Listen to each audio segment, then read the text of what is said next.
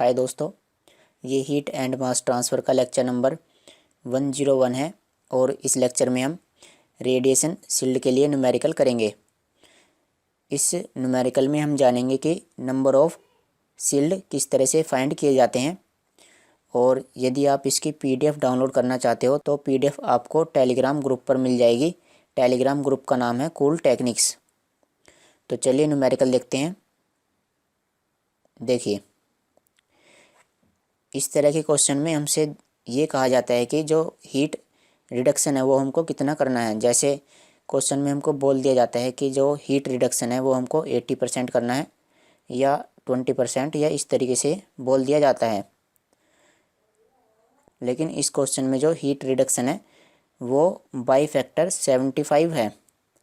तो इस पर हमें विशेष ध्यान देना पड़ेगा, क्योंकि यहाँ पर जो हीट रिडक्शन है वो 85% या 20% या इस तरीके से कुछ भी नहीं है, जबकि यहाँ पर क्या है, बाई फैक्टर 75। तो चलिए सबसे पहले ऐसा कर लेते हैं कि क्वेश्चन पढ़ लेते हैं। Consider radiative heat exchange between two parallel planes of surface emissivity 0.8। तो हमारे पास दो पैरेलल प्लेन है जिनके लिए सरफेस इमिसिविटी 0.8 है। How many thin radiation shields of emissivity 0.05 be placed between the surfaces to reduce radiation heat transfer by factor 75। तो अगर हम 75 यानी बाई फैक्टर 75 रेडिएशन रिड्यूस करना चाहते हैं तो हमको कितने रेडिएशन शील्ड की ज़रूरत होगी वो हमें बताना है। यहाँ पर हमारे पास जो दो सरफेस हैं उनके लिए इमिसिविटी गिवन है। दोनों के लिए इमिसिविटी 0.8 है, और जो यहाँ पर रेडिएशन शील्ड लगाए जाते हैं उनके लिए जो इमिसिविटी है वो है 0.05। तो क्वेश्चन आपको समझ में आ गया होगा। अब ऐसा करते हैं कि जो ये बाई फैक्टर है इसका मीनिंग समझ लेते हैं। तो यहाँ पर देखिए, जो बाई फैक्टर का मतलब है, बाई फैक्टर का मतलब ये है कि 1/75 टाइम्स। तो यहाँ पर देखिए, जो हीट रिडक्शन है वो हमें 1/75 टाइम करना है। जैसे 1/3 हो जाता है या 1/4 हो जाता है, तो इस तरीके से हमें यहाँ पर जो हीट रिडक्शन है वो 1/75 टाइम करना है। तो यहाँ पर हमें ये बोला गया है कि जो हीट ट्रांसफ़र है विद शील्ड, यानी शील्ड के केस में जो हीट ट्रांसफ़र होगा वो 1/75 टाइम्स हो जाएगा। क्यों? Without shield. तो हमें यहाँ पर इतना हीट रिडक्शन करना है। ठीक है, तो आपको ये बात ध्यान रखनी है कि इसका क्या मतलब है 1/75। अब चलिए जो भी डेटा है इसको लिख लेते हैं। तो जैसे हमारे पास पैरेलल प्लेन 1, ये पैरेलल प्लेन 2, और इनकी इमिसिविटी कितनी है, एप्सिलॉन 1 और एप्सिलॉन 2। तो एप्सिलॉन 1 की वैल्यू है हमारे पास 0.8 और एप्सिलॉन 2 की वैल्यू है 0.8। दोनों की इमिसिविटी इक्वल ही है। और जो यहाँ पर रेडिएशन शील्ड लगाए जाएंगे उनकी इमिसिविटी कितनी है, 0.05। अब देखिए, जैसे कि ये हमारे पास दिया गया है कि Q with shield is equal to 1/75 into Q without shield. तो हमें क्या करना पड़ेगा कि क्यू विद शील्ड फाइंड करना पड़ेगा और क्यू विदाउट शील्ड फाइंड करना पड़ेगा। ठीक है, तो चलिए हम इन दोनों को फाइंड कर लेते हैं, क्यों विद शील्ड और क्यों विदाउट शील्ड। जैसे ही इन दोनों को हम फाइंड कर लेंगे, हम इन दोनों की वैल्यू को इस इक्वेशन में रखेंगे यहीं पर, और इसको सॉल्व करेंगे तो जो नंबर ऑफ़ शील्ड हैं उनकी वैल्यू आ जाएगी। तो सबसे पहले हम क्यों विदाउट शील्ड फाइंड कर लेते हैं कि जैसे हमारे पास ये पैरेलल प्लेन 1, ये पैरेलल प्लेन 2, और इनके बीच में अभी शील्ड नहीं है, तो उस कंडीशन में इनके बीच में कितना हीट ट्रांसफ़र होगा। तो देखिए, क्यों विदाउट शील्ड, तो Q without shield is equal to sigma T1 की पावर 4 माइनस T2 की पावर 4 अपॉन RTH, यानी थर्मल रेजिस्टेंस। तो ये जर्नल फार्मूला है। ठीक है, इस फार्मूले को हम कहीं भी यूज कर सकते हैं, बस हमें ये जो RTH है इसकी वैल्यू फाइंड करनी आनी चाहिए। तो ये जो थर्मल रेजिस्टेंस है इसकी वैल्यू किस तरह से फाइंड करते हैं, आइए इसको जानते हैं। जैसे कि हमारे पास ये दो प्लेन है, ठीक है ना, ये दो प्लेन है हमारे पास, और पहले वाले प्लेन की जो इमिसिविटी है वो हमने अज्यूम की है एप्सिलॉन 1 और सेकंड वाले की एप्सिलॉन 2। अब देखिए इस कंडीशन में जो रेजिस्टेंस होता है वो कितने होते हैं यहाँ पर रेजिस्टेंस। सबसे पहले जो ये वाला जो सरफेस है, इस वाले सरफेस की इधर की साइड का रेजिस्टेंस हम अज्यूम करेंगे, वो कितना है 1 माइनस एप्सिलॉन 1 अपॉन एप्सिलॉन 1। ये जो सरफेस रेजिस्टेंस है ये हमारे पास ये क्या है सरफेस रेजिस्टेंस। तो इसके लिए हमने डेरिवेशन पहले ही जाना था, जब हमने रेडियोसिटी के लिए डेरिवेशन किया था तो हमने वहाँ पर सरफेस रेजिस्टेंस और स्पेस रेजिस्टेंस दोनों के बारे में जाना था। तो जो सरफेस रेजिस्टेंस होता है वो होता है 1 माइनस एप्सिलॉन 1 अपॉन ए इंटू एप्सिलॉन 1। यहाँ पर ये जो ए है इसकी वैल्यू कितनी अज्यूम की है हमने 1, यानी हम पर यूनिट सरफेस रेजिस्टेंस की यहाँ पर बात कर रहे हैं। तो जैसे हमारे पास यहाँ पर 1 2 दो प्लेन हैं, तो दो प्लेन के लिए कितने रेजिस्टेंस यहाँ पर हैं। तो सबसे पहले तो इसकी इधर का रेजिस्टेंस यानी सरफेस रेजिस्टेंस, और उसके बाद यहाँ पर ये स्पेस है तो इस स्पेस का रेजिस्टेंस, और स्पेस का रेजिस्टेंस होता है 1 अपॉन ए इंटू एफ यानी शेप फैक्टर। अब क्योंकि हम जो रेजिस्टेंस है वो पर यूनिट एरिया के लिए कैलकुलेट कर रहे हैं तो इसकी वैल्यू कितनी आएगी 1 अपॉन एफ। तो मैंने इसको यहाँ पर लिख भी दिया है। और इसी तरीके से यहाँ पर इस वाली साइड का ये जो इधर वाली साइड है इसका जो सरफेस रेजिस्टेंस है वो कितना है 1 माइनस एप्सिलॉन 2 अपॉन एप्सिलॉन 2, क्योंकि यहाँ पर एमिसिविटी कितनी है एप्सिलॉन 2। तो इस तरीके से हमने यहाँ पर जो टोटल रेजिस्टेंस है वो कितने हैं, पहला इसका सरफेस रेजिस्टेंस, दूसरा स्पेस रेजिस्टेंस और तीसरा इसका सरफेस रेजिस्टेंस। तो टोटल यहाँ पर हमारे पास 3 रेजिस्टेंस हैं। अगर इन तीनों को हम ऐड कर देंगे तो हमारे पास RTH की वैल्यू आ जाएगी। तो चलिए ऐसा करते हैं कि RTH की वैल्यू को यहाँ पर लिख देते हैं। तो सबसे पहले ये सरफेस रेजिस्टेंस, उसके बाद ये स्पेस रेजिस्टेंस और ये थर्ड सरफेस रेजिस्टेंस। अब देखो थोड़ा सा इसको सोल्व कर लेते हैं। तो 1 upon epsilon 1 minus epsilon 1 upon epsilon 1, तो वहाँ पर उसकी वैल्यू कितनी मिलेगी 1। तो हमने यहाँ पर लिख दिया है 1 अपॉन एप्सिलॉन 1 माइनस 1। उसके बाद ये जो शेप फैक्टर है इसकी वैल्यू कितनी है 1, क्योंकि पैरेलल प्लेट के लिए जो शेप फैक्टर होता है वो 1 होता है। तो इसकी वैल्यू यहाँ पर 1 और यहाँ पर 1 अपॉन एप्सिलॉन 2 माइनस 1, ठीक है। अब देखो ये 1 से ये वाला 1 कैंसिल हो जाएगा और यहाँ पर क्या आया 1 upon epsilon 1 plus 1 upon epsilon 2 minus 1। अब देखिए ये जो फॉर्मूला है ये तो हमने ड्राइव भी किया था, तो ये जो फॉर्मूला है ये सेम ही आ चुका है जैसे हमने पहले ड्राइव भी किया था। तो चलिए अब ऐसा करते हैं कि हम जो भी हमारे पास गिवन है उसकी वैल्यू हम इसमें पुट कर देते हैं। तो सिग्मा T1 की पावर 4 माइनस T2 की पावर 4, इसको तो हमने ऐसे ही रख लिया। और जो इमिसिविटी हमें गिवन है दोनों प्लेन की उसको हम यहाँ पर पुट कर देते हैं। तो देखिए दोनों प्लेन की हमने इमिसिविटी यहाँ पर पुट कर दी है और उसके बाद इसको हमने सोल्व कर लिया है। जब हम इसको सोल्व करेंगे तो ये आएगा 1.5। तो इस तरह से ये Q विदाउट शील्ड इसकी वैल्यू आ चुकी है। अब हम क्या करेंगे, जो ये Q विद शील्ड है यानी शील्ड जब हमारे पास है तो उसकी केस में कितना हीट ट्रांसफ़र होता है उसकी वैल्यू फाइंड करेंगे। तो यहाँ पर देखिए सबसे पहले इसको समझने की कोशिश करते हैं। देखिए जब हमारे पास शील्ड नहीं थी, ठीक है ना, जब हमारे पास यहाँ पर बीच में शील्ड नहीं है तो उस केस में हमारे पास दो तो सरफेस रेजिस्टेंस होते हैं। मैंने यहाँ पर लिखा है दो तो सरफेस रेजिस्टेंस है और हमारे पास एक स्पेस रेजिस्टेंस है।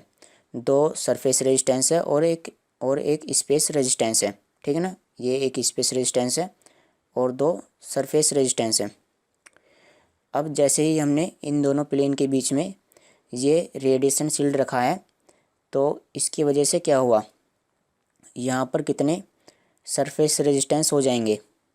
देखो इनको गिनते हैं। सबसे पहले ये 1, उसके बाद ये 2, उसके बाद इसकी इधर की सरफेस यानी ये 3 और ये 4। ये जो है इसकी इधर वाली जो साइड है उसको हम काउंट नहीं करेंगे, इसी तरह से इसको भी, क्योंकि जो हीट ट्रांसफ़र है वो तो इन दोनों सरफेस के बीच में ही होना है। तो टोटल यहाँ पर 4। देखिए अब हम ये जो स्पेस रेजिस्टेंस है इसकी बात कर लेते हैं। तो देखो यहाँ पर 2 स्पेस रेजिस्टेंस हो चुके हैं, यहाँ पर ये पहला वाला और ये दूसरा वाला। तो जो स्पेस रेजिस्टेंस है वो 2 हो चुके हैं और सरफेस रेजिस्टेंस 4 हो चुके हैं। तो इन दोनों में देखो क्या रिलेशन है, पहले 2 थे अब हो चुके हैं 4। कहने का मतलब जो सरफेस रेजिस्टेंस है वो 2 गुने हो चुके हैं और जो स्पेस रेजिस्टेंस है वो n+1 यानी 1 नंबर ज़्यादा हो चुका है। तो इसका हम यूज करेंगे ये 2n और n+1 का, जब हम थर्मल रेजिस्टेंस कैलकुलेट करेंगे n शील्ड के लिए, ठीक है ना। इसका यूज हम अभी करने वाले हैं। तो यहाँ पर देखिए, यहाँ पर देखो क्यों विद शील्ड, यानी जब शील्ड है हमारे पास तो उस केस में जो हीट ट्रांसफ़र है वो कितना होता है, उसके लिए हमने ये वाला फॉर्मूला लिखा, sigma T1⁴ minus T2⁴ upon RTH। और ये जो थर्मल रेजिस्टेंस है इसकी वैल्यू किस तरीके से आएगी, देखिए हम इसकी वैल्यू किस तरीके से लिखेंगे। देखो हम क्या करेंगे, ये जो है ये जो सरफेस है सबसे पहले हम इसका सरफेस रेजिस्टेंस लिखेंगे।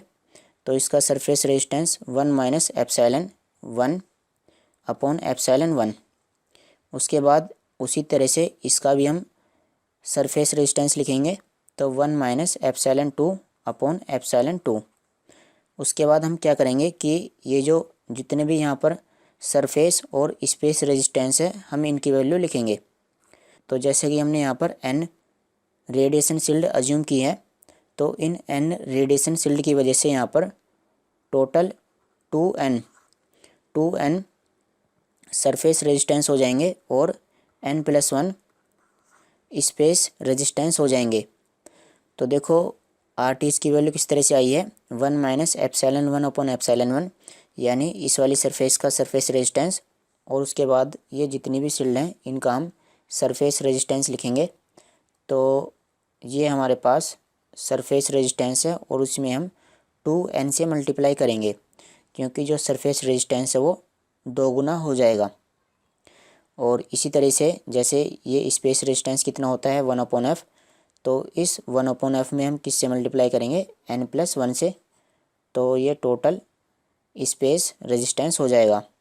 और उसके बाद ये जो प्लेन 2 है इस प्लेन का सरफेस रेजिस्टेंस, और इसका surface resistance 1 minus epsilon 2 upon epsilon 2। तो इस तरीके से ये जर्नल फॉर्मूला है। अब चलिए इसको सोल्व कर लेते हैं। देखो एप्सिलॉन 1 की वैल्यू 0.8 और एप्सिलॉन 1 की वैल्यू 0.8, और इसी तरह से हमने ये जो एप्सिलॉन है इसकी वैल्यू पुट कर दी है। ये जितनी भी रेडिएशन शील्ड हैं इनके लिए जो इमिसिविटी है उसकी वैल्यू है 0.05, और उसके बाद यहाँ पर ये जो F है शेप फैक्टर इसकी वैल्यू 1, और इसी तरह से एप्सिलॉन 2 की वैल्यू 0.8। अब इसको सोल्व करेंगे हम।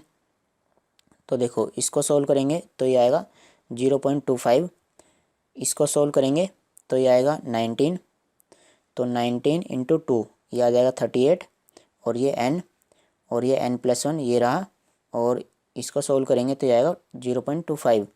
अब 0.25 और 0.25 को ऐड करेंगे तो 0.5, और इन तीनों को हम सोल्व करेंगे तो ये हमारे पास ये आएगा, ठीक है। तो इस तरह से ये हमने थर्मल रेजिस्टेंस कैलकुलेट कर लिया है। अब हम क्यों विद शील्ड फाइंड करेंगे, तो इसके लिए ये हमने यहाँ पर RTH की वैल्यू रख दी है 1.5 प्लस 39n। अब चलिए जो हमारे पास शुरू में कंडीशन दे रखी थी कि Q with shield is equal to 1/75 into Q without shield, इसमें हम क्यू विद शील्ड और क्यू विदाउट शील्ड इन दोनों की वैल्यू पुट कर देते हैं। तो क्यू विदाउट शील्ड इसकी वैल्यू ये है और क्यू विद शील्ड इसकी वैल्यू ये है। तो दोनों की वैल्यू हमने यहाँ पर पुट कर दी, और इसको देखो सोल्व किया तो इससे ये कैंसिल हो जाएगा, और यहाँ से इसको सोल्व करने पर n की वैल्यू आ जाएगी। सोल्व करेंगे तो n की वैल्यू आएगी 2.846, और इसको हम राउंड ऑफ करेंगे तो n की वैल्यू यहाँ पर आ जाएगी 3। तो यहाँ पर जैसे हमारे पास दो प्लेन है तो इनके बीच में हमें 3 रेडिएशन शील्ड लगानी पड़ेंगे, जिससे कि जो हीट रिडक्शन है वो 1/75 हो जाए। ठीक है, अब देखिए अगला क्वेश्चन देखते हैं। इसमें जो हीट रिडक्शन है वो हमें 99 करना है। Heat is reduce by 99%। तो चलिए क्वेश्चन पढ़ लेते हैं इसको। देखो, the net radiation from the surfaces of two parallel plates maintained at T1 and T2 is to be reduced by 99%। तो इसमें हमें T2 की वैल्यू 99% रिड्यूस करनी है। इसका मतलब जैसे हमारे पास ये दो प्लेन है तो पहले का टेम्परेचर T1 और दूसरे का टेम्परेचर T2। तो T2 की जो वैल्यू है इसकी वैल्यू हमें 99% रिड्यूस करनी है। तो इसका मतलब सेम वही है कि हमें जो यहाँ पर हीट ट्रांसफ़र होता है उसकी वैल्यू 99% रिड्यूस करनी है। और हमें यहाँ पर नंबर ऑफ़ स्क्रीन्स या नंबर ऑफ़ शील्ड फाइंड करनी है। और हमें यहाँ पर इमिसिविटी दी गई है। इनकी इमिसिविटी दोनों की 0.8 है और जो यहाँ पर इनके बीच में शील्ड लगाई जाती हैं इनकी इमिसिविटी है 0.05। तो इस क्वेश्चन की और ऊपर वाले क्वेश्चन की जो न्यूमेरिकल वैल्यू है वो बिल्कुल सेम है। बस यहाँ पर इतना सा डिफरेंस है कि यहाँ पर जो हीट रिडक्शन है वो 99% है। पहले वाले क्वेश्चन में था बाई फैक्टर 75। तो उसमें हमने क्या कर दिया था, 1/75 कर दिया था। अब चलिए इसको सोल्व करते हैं। तो यहाँ पर देखो Q with shield is equal to 100 minus 99। हमें 99 रिड्यूस करना है, 99 कम करना है। तो शुरू में तो जो हीट है वो 100% ही ट्रांसफ़र होगी जब यहाँ पर शील्ड नहीं थी। तो जैसे ही हम यहाँ पर शील्ड लगाते हैं तो 99% हम रिड्यूस कर देते हैं। तो इसलिए हम यहाँ पर 100 में से 99 को सब्ट्रैक्ट करेंगे ऑफ Q विदाउट शील्ड, और इसको सब्ट्रैक्ट करेंगे तो ये 1%, और 1% का मतलब 1/100। तो इस क्वेश्चन में हमें Q विद शील्ड की वैल्यू गिवन है 1/100 times of Q without shield. ठीक है, इस क्वेश्चन में और ऊपर वाले क्वेश्चन में केवल इतना ही डिफरेंस है कि यहाँ पर जो हीट रिडक्शन है वो हमें 99% करना है। तो अगर जैसे क्वेश्चन में 75% हीट रिडक्शन करना होता तो हम इसको 100 में से सब्ट्रैक्ट करते तो ये आ जाता 25 और 25% आ जाता। फिर उसके बाद हम 25/100 यानी 1/4। तो यहाँ पर हम 1/4 पुट कर देते और वहाँ से हम इसको सोल्व करके जो नंबर ऑफ़ शील्ड है वो आ जाती। तो चलिए मैं आपको इसको दिखा देता हूँ। हालांकि ये बिल्कुल सेम उसी की तरह से है। तो क्यों विदाउट शील्ड, तो जब इन दोनों के बीच में शील्ड नहीं थी तो उस कंडीशन के लिए तो मैंने यहाँ पर डायरेक्ट ही फॉर्मूला लगा दिया है, क्योंकि जब इनके बीच में कोई भी शील्ड नहीं होती तो उसके लिए हमारे पास डायरेक्ट फार्मूला होता है। तो ये हमने डायरेक्ट यहाँ पर फार्मूला लगाया, उसके बाद इसमें वैल्यू पुट करी और इसकी वैल्यू आ गई है 1.5। अब हम क्यों विद शील्ड फाइंड कर लेते हैं। तो इसके लिए जो जर्नल फार्मूला होता है RDH का वो मैंने यहाँ पर पुट कर दिया है, और उसके बाद इसमें जो भी वैल्यू है वो यहाँ पर पुट कर दी है। ε1 की वैल्यू कितनी है 0.8 और ε2 की वैल्यू कितनी है 0.8, और जो हमारे पास यहाँ पर रेडिएशन शील्ड है उनके लिए जो इमिसिविटी है वो कितनी है 0.05। तो इसको सोल्व करेंगे तो ये पहले की तरह ही 1.5 + 39n आ जाएगा, और हम इसको इस इक्वेशन में पुट कर देंगे क्यू विद शील्ड और क्यू विदाउट शील्ड दोनों की वैल्यू, और इसको सोल्व करेंगे तो यहाँ से n की वैल्यू अप्रोक्स 3.8 आएगी, और इसको हम राउंड ऑफ करेंगे तो यहाँ से n की वैल्यू आ जाएगी 4। ठीक है, तो इस तरह से हम नंबर ऑफ़ शील्ड फाइंड कर सकते हैं।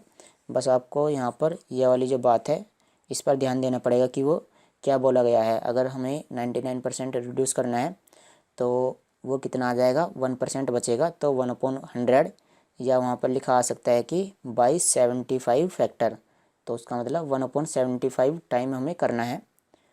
तो चलो दोस्तों, आज की वीडियो में इतना ही। अगली वाली वीडियो में हम कुछ और जानेंगे।